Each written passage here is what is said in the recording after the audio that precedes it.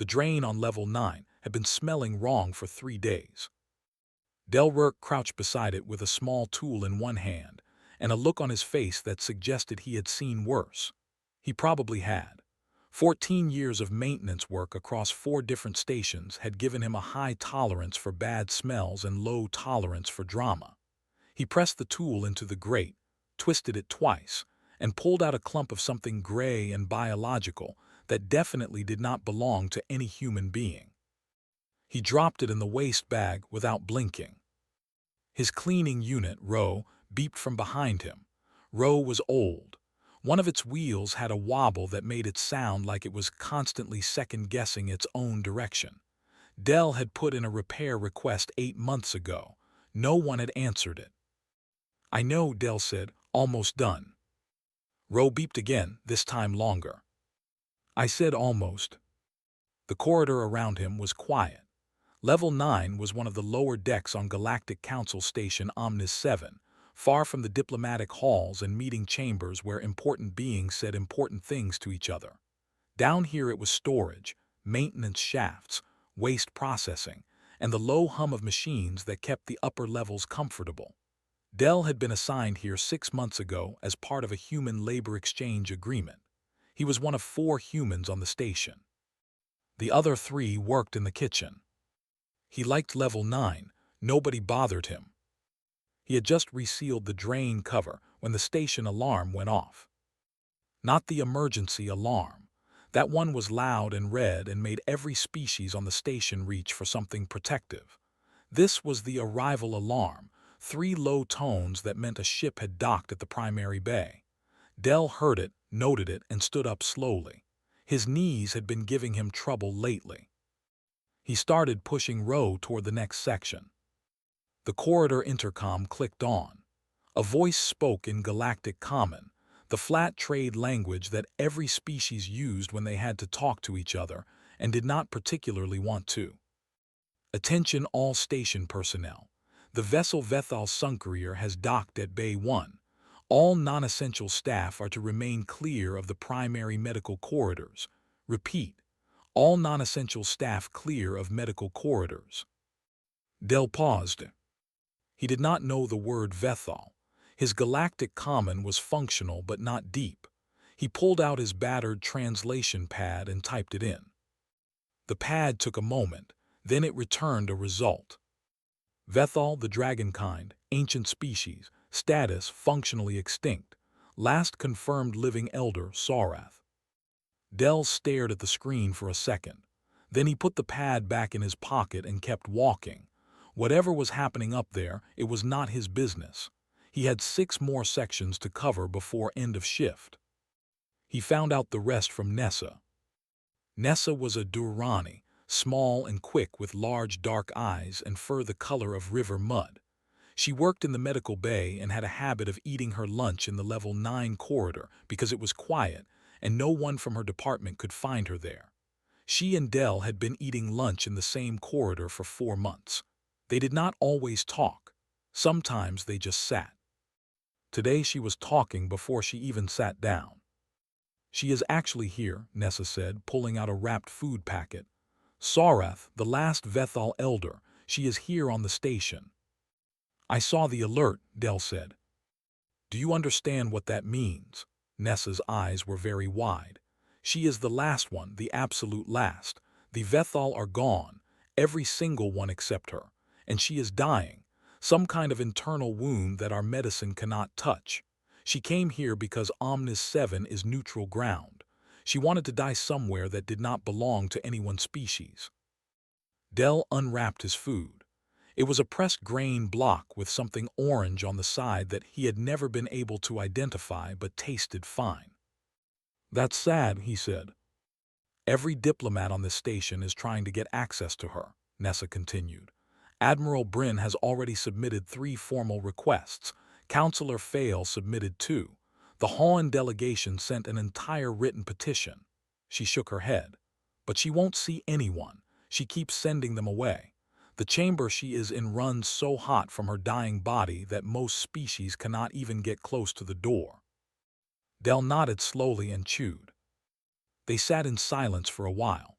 Somewhere far above them, Del imagined, very important people were very frustrated. Then the intercom clicked on again. The voice this time was different, quieter. It belonged to the medical chief, a tall Sohari named Counselor Fail. Her voice was usually smooth. Right now it had something unusual in it, something close to disbelief. "This is Counselor Fail in the cradle chamber. I need someone to locate a crew member. Human. Registered to Maintenance Division Level 9. A pause. His name is Del Rourke." Nessa stopped chewing. Del looked up at the intercom speaker on the wall. It stared back at him the way intercom speakers do, blank and indifferent. "The Elder Sarath has spoken her first clear words since arrival," Fail continued. "She has asked for this individual by name. I repeat, she asked for Del Rourke. If anyone knows where he is, please respond." The corridor was very quiet. Nessa turned to look at Del, with an expression that had no name in any language he knew.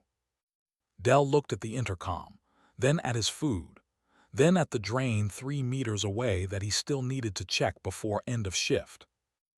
He said. He reached for his translation pad and pressed the respond button. "This is Del Rourke. I'm on level 9, section 4. Just give me a minute. I need to finish this corner." They sent an escort for him. 2 station officers arrived at level 9 looking like they had been told to collect something important and found a shoe instead.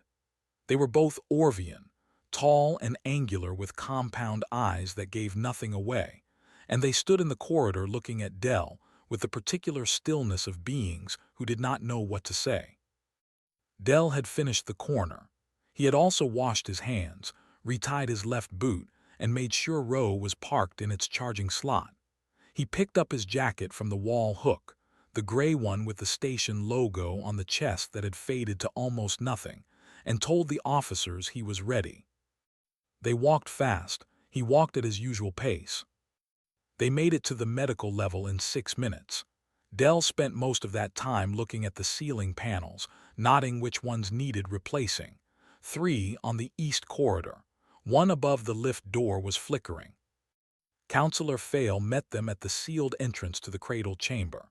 She was Sohari, which meant her body was a slow-moving luminescence inside a tall containment frame, light shifting from pale gold to something greener when she was uncertain.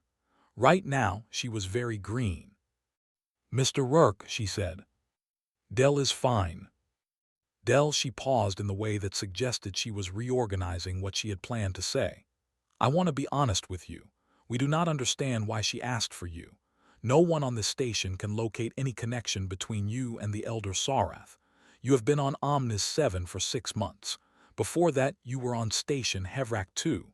Before that, Earth. There is no record of any encounter between you and any Vethal." "I've never met a dragon before," Del confirmed. "Then we are both uncertain." She looked at the sealed door behind her. "The chamber temperature has been rising since she arrived. We have lost 2 medical drones to the heat. 3 senior diplomats attempted entry and were turned back with burns. The 4th did not approach at all." A pause. "The heat did not exist when she asked for you. It dropped, measurably." Del looked at the door.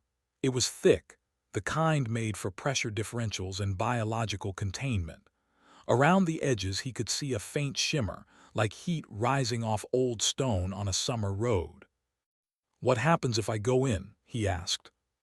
"We believe you can survive it. The compound in your cleaning solution, the standard-grade sanitation fluid you use on level 9, appears to neutralize a protein she is radiating. We tested a sample. It is not guaranteed, but the readings are promising." Fail's light shifted. "You are not required to enter. This is a request, not an order." "Does she know I'm here?" "We told her you were coming. She has not spoken since, but her readings stabilized." Del stood there for a moment. He was not a man who filled silences with words when thinking would do better. He thought about what Nessa had told him at lunch. The last one. The absolute last. Dying in a sealed room on a neutral station, surrounded by beings who all wanted something from her. "All right," he said. He heard Admiral Bryn before he saw him. The Admiral was standing further down the corridor with 4 of his staff, watching. He was Orvian too, but older, with rank markings on his chest that Dell could not read. His voice carried easily. "This is absurd," Bryn said to no one in particular. "A maintenance worker, a human maintenance worker. We have the finest diplomatic minds in 12 systems on this station, and she asks for the one who cleans the drains." Dell did not turn around. He looked at Counselor Fail. "Anything I should know before I go in?" "Do not make sudden movements. Do not speak loudly. Do not ask her political questions." Fail hesitated. "And if she does not wish to speak, simply wait. She will know when she is ready." He nodded. The door opened. The heat was real. It hit him like stepping too close to an open furnace, a dry pressing weight that made his eyes want to close. He kept them open. The chamber was large, much larger than he had expected, with high ceilings and dim orange light that came from no visible source. The floor was smooth and warm under his boots. And there was Sareth. She was enormous. Even lying down, even diminished by whatever was killing her, she took up most of the room. Her scales were dark, the deep reddish-black of cooling lava, and many of them were cracked along her sides where the light leaked through like something burning underneath. Her wings were folded tight against her body. Her head rested on the floor, and it was as large as a small vehicle, long-jawed, with ridges above the eyes that swept back like old stone architecture. She was breathing, slowly. Each breath moved her whole body. Dell walked in until he was maybe 4 meters from her head, which felt like a reasonable distance. Then he sat down on the floor. Not on a chair. There were no chairs. On the floor, cross-legged, the way he sat sometimes on level 9 when he was eating and there was nowhere else to go. He waited. One massive eye opened. It was amber. The pupil was a vertical slit and it caught the dim light and held it. The eye moved slowly until it was looking directly at him. Dell looked back without looking away, but also without puffing himself up or trying to appear larger than he was. He was not large. He was a medium-height, somewhat tired man in a faded gray jacket, sitting on a warm floor. The silence went on. It was not a hostile silence. It was the kind of silence that happened between 2 beings who were both deciding something. Then Sareth spoke. Her voice was very deep and came from everywhere at once, like sound that had forgotten it needed a direction. "You are not afraid of me." It was not a question. Dell considered lying, then didn't. "I'm a little afraid," he said, "but not of you specifically. I'm afraid of getting it wrong, of not being what you need." He paused. "I've cleaned bathrooms after 100 species. I've seen a lot of beings at their worst. You're just bigger." The amber eye held him for a long moment. Then something happened at the corners of her jaw. It was small, a shift in the muscle. It might have been a smile, it might have been pain. Dell could not tell yet. "Sit," she said, though he was already sitting. So he stayed. He came back the next day, and the day after that. No one told him to. No one told him not to. The station existed in a strange, suspended state around the cradle chamber, all the important people hovering at the edges of it like birds near a fire, waiting for something to happen that they could use. Dell walked past all of them each morning, nodded where it seemed polite, and went inside. On the second day, Sareth asked him what rain was. He had mentioned it the day before briefly when she asked where humans lived, and he had tried to describe Earth in the small and honest way he knew how. He had said, wet mostly, green in places, loud at certain times of year. She had fixed her eye on the word wet and stayed there. So on the second day he told her about rain, not the science of it, the feel of it, the way it sounded on old metal rooftops, the smell of it on dry ground, the way children ran out into it on purpose while adults ran away from it, and how that said something true about what age did to people. Sareth listened to all of it without moving. "We had something like that," she said eventually. "On the homeworld, Water that fell from very high. It was warm, it tasted of minerals. A pause. I have not thought of it in a long time. What was the homeworld like? The eye moved, looking at something that was not in the room. Large, old, full of singing. She was quiet for a moment. We did not build the way your species builds. We did not need structures. We made our history in sound, songs that lasted centuries. The young ones learned who they were by learning the songs. Another pause longer. There are no young ones now. Dell did not say he was sorry. It felt like the wrong size of word for what she had just said. Instead, he sat with it, the way he had learned to sit with difficult things without trying to make them smaller. On the third day, she told him the secret. She did not approach it directly. She came to it the way someone comes to a heavy door, walking the long way around first, checking the ground. She told him about the founding of the Galactic Council. He knew a little of this from the station briefings he had been given when he first arrived, the kind of dry factual handouts that station management gave to human workers so they did not cause diplomatic incidents by accident. He knew the council had been formed a long time ago by 6 species coming together after a period of wars. He knew it was supposed to be neutral ground. What he did not know was what Sareth told him next. Though we're not always dying, she said. We were reduced, there is a difference. Her breathing was slow and effortful.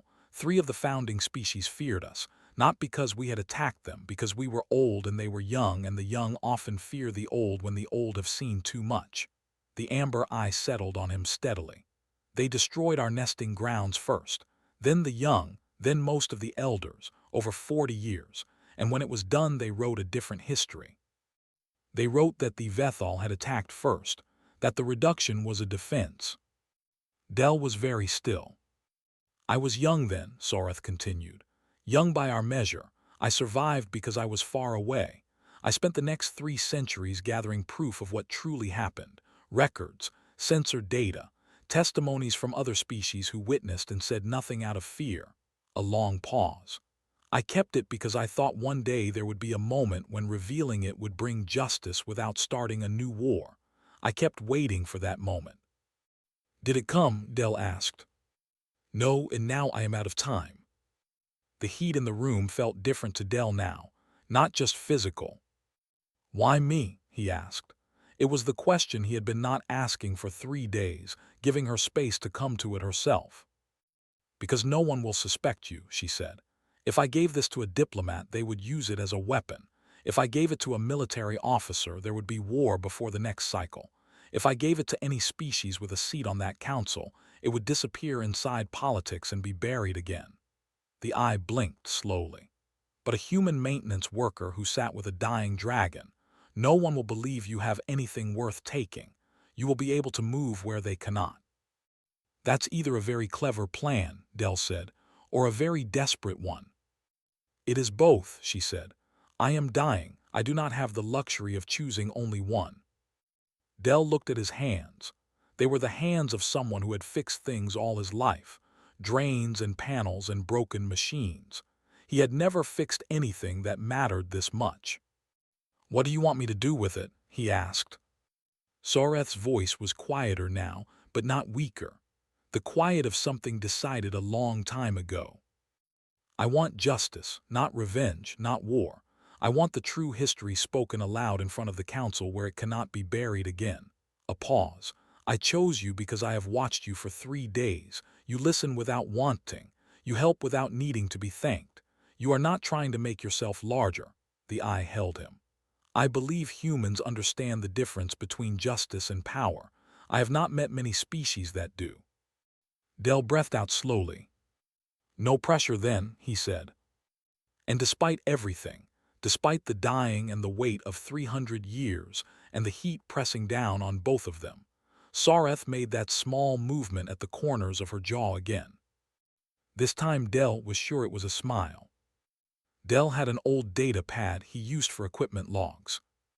It was a standard maintenance unit, beat-up green casing, issued by the station 3 years before he arrived. Nobody wanted it.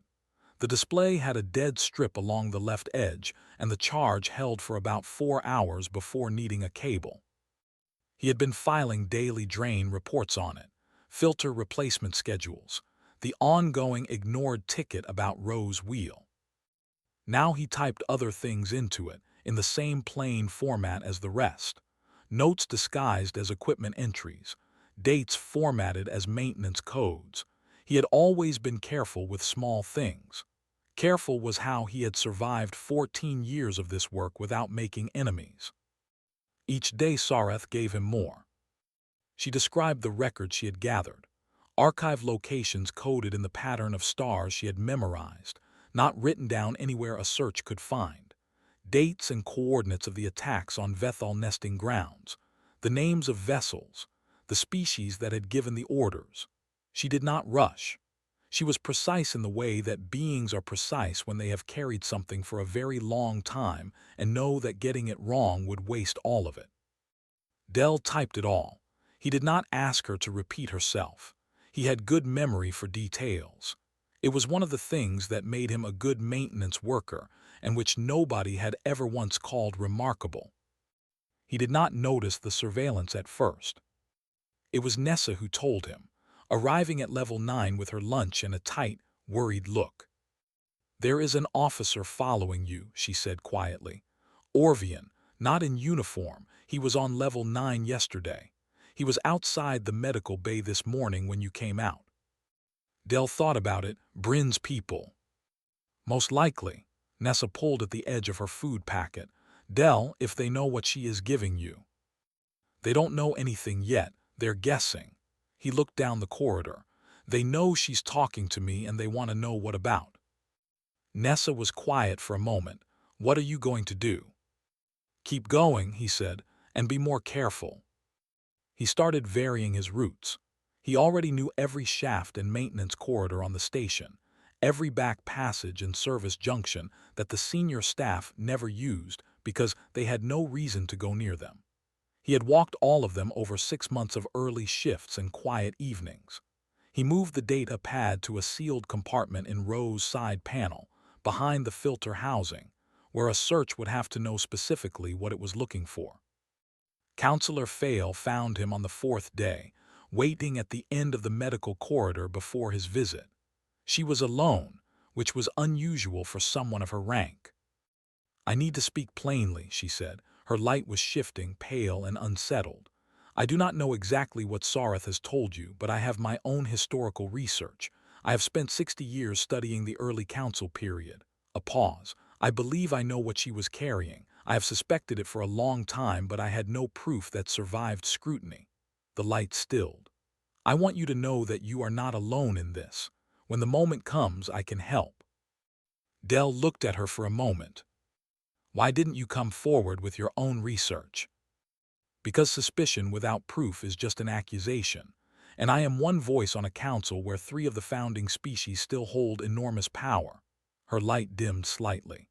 A Solhari diplomat raising this question alone would be contained, discredited, made to disappear from influence politely. A pause. "But if the proof comes from the elder herself, through a witness the council cannot easily categorize, it becomes harder to quietly erase." Dell nodded slowly. He understood the logic of it. He also understood that Fail had been waiting a long time for something she could not do herself, and he had walked into it by accident. He did not hold that against her.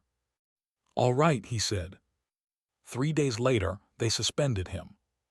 The notice came through the station management system in the morning. A sanitation protocol violation, improper chemical storage on level 9. Dell read it twice. The violation cited chemicals stored outside their designated unit. He knew for a fact they were exactly where they were supposed to be. He had checked the storage unit himself 2 days ago. He was removed from duty pending review. His access to the medical level was revoked. He sat in his quarters for an hour. They were small quarters, a bunk and a small table, and a wall panel that showed a static image of a coastline he had selected when he arrived. He looked at the coastline for a while. Then he got up, found his old off-duty maintenance vest, and put it on. He walked to the level 9 service junction at the far end of the corridor, the one that connected to a maintenance shaft that ran parallel to the medical level. He had fixed a pressure coupling in that shaft 2 months ago. He knew exactly where it led out. Roe waited near the charging slot. Dell looked at it. "Stay," he said. Roe beeped, low and unhappy. "I know I'll be back." The shaft was warm and smelled of recycled air. He moved through it without a light because the lights in maintenance shafts were also on his repair ticket and also still broken. He came out in a side alcove near the cradle chamber. The officer who had been following him was not there, probably waiting at the front entrance. The door opened when he held his old access card close, the one from before the suspension notice. The system had not yet updated the revocation to this secondary entrance. The heat wrapped around him like a familiar thing. Sareth's eye opened when she heard his boots on the floor. "They tried to stop you," she said. Dell walked to his usual spot and sat down. "Yeah," he said. "Turns out that's fine. I've been invisible my whole life." He looked up at her. "People forget janitors can go anywhere." Sareth was smaller. Not in the way that things physically shrink, but in the way that a fire becomes smaller when it is almost done. She still filled the room. Her scales still held that deep reddish black, but something in the quality of her breathing had changed, and the light that leaked through the cracks in her sides was dimmer than it had been 3 days ago. Dell sat close this time, closer than before. He had moved gradually over the visits, not rushing it, and she had never moved away. Now he sat within arm's reach of her jaw, close enough to feel the specific heat of her, separate from the room heat. A warmer pocket of air that smelled of iron and old stone. She had finished giving him the archive coordinates the previous day. All of it was in the data pad, safe inside Roe's filter panel. What was left now was something different. She seemed to want to talk. "Tell me about your world," she said. Her voice was slower today. "The true parts, not the summary." So Dell told her.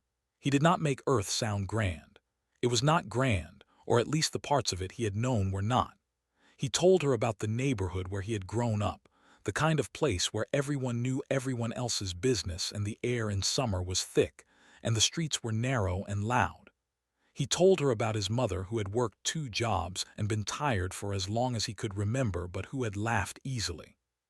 He told her about the first time he had been on a shuttle, how his ears had popped and he had gripped the seat and the person beside him, a stranger, had patted his arm without a word.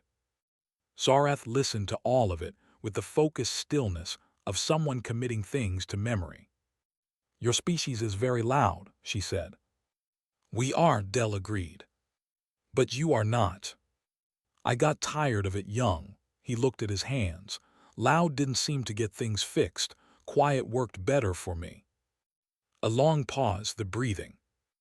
"We were not loud," Sareth said, "but we were not quiet either. We were," she seemed to search for the word, "resonant, like a sound that travels a long distance. You would not hear us directly. You would feel us in your chest, in the ground." Her eye moved. "The young ones used to practice their songs by singing to rivers. The water would change direction." A pause that was different from the others, heavier. "I have not heard another voice like that in a very long time." Dell did not try to fill that silence.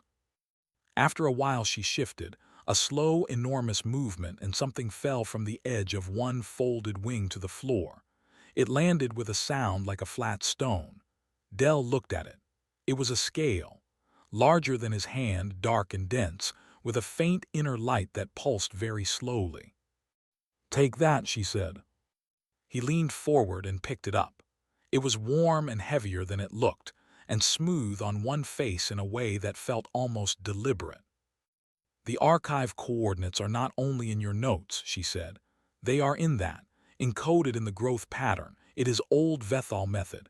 Any being who knows the original script can read it. The script itself is in the first file of the Vethal record." She paused.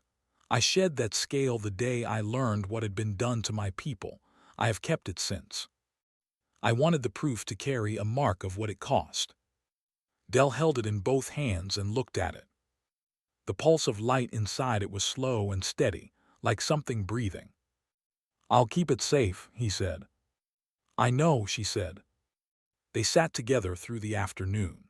Sareth drifted in and out of something that was not quite sleep. When she was present, she spoke in fragments. Old places. The feeling of flying above a particular mountain range on a world that no longer had a name in any living language. The color of a specific kind of sunset that the Vethal homeworld had, longer and redder than most, the light staying long after the sun was gone. Del listened to every word. He thought about what it meant to be the last of something. He had no frame for it that was big enough. The closest he could come was thinking about his mother in her last months, how she had started telling stories she had never told before, as if she was trying to put things somewhere safe before she was gone. He thought maybe it was the same impulse. Not grief exactly, more like wanting the things that mattered to outlast you. He was thinking this when he realized Sareth's breathing had changed again, longer between each breath, deeper. He did not move. He stayed exactly where he was, sitting on the warm floor with the scale in his hands, close enough to her that she would know he was there. Her eye opened one last time. It found him immediately. "You came," she said, quietly, as if she was not certain even now that he would have. "I came," he said. The eye stayed on him. The breathing slowed further. The light through the cracks in her scales faded, degree by degree, the way a room goes dark when the sun goes down and you barely notice each small change until you realize the room is dark. Then it was still. Del sat in the silence for a long time. The scale in his hands had stopped pulsing. It was just warm now, holding the heat the way stone holds it long after the fire is gone. Eventually he stood. His knees ached. He held the scale against his chest and tucked it into his breast pocket, where it fit exactly as if the pocket had been made for it. He walked to the door. He did not look back, not because he did not want to, because there was nothing more to do there, and Sareth had not given him her last words so he could stand still with them. He had somewhere to be. Del filed the request through the standard grievance channel. It was a form, 3 pages, used mostly by station workers with complaints about shift assignments or meal allotments. He filled in his name, his station ID number, his maintenance division.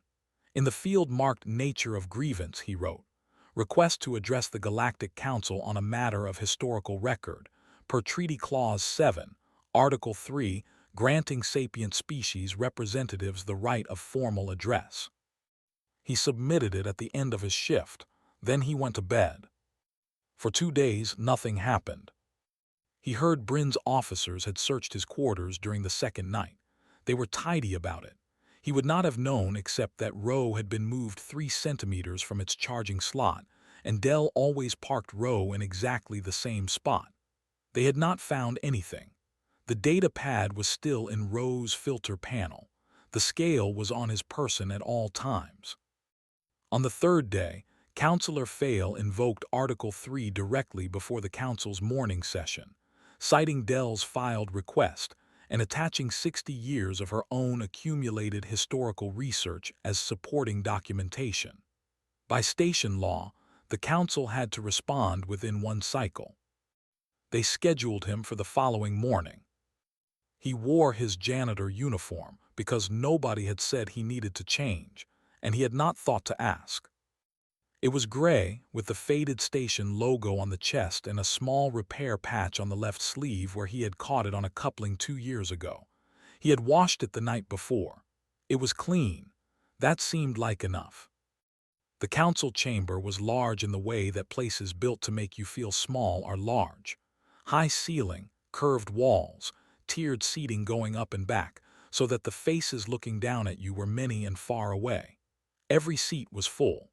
Del had not expected that. The news of Sareth's death had moved fast, and apparently the news of the human maintenance worker who had been her only visitor had moved with it. He walked to the center of the floor and stopped. He put the data pad on the stand in front of him.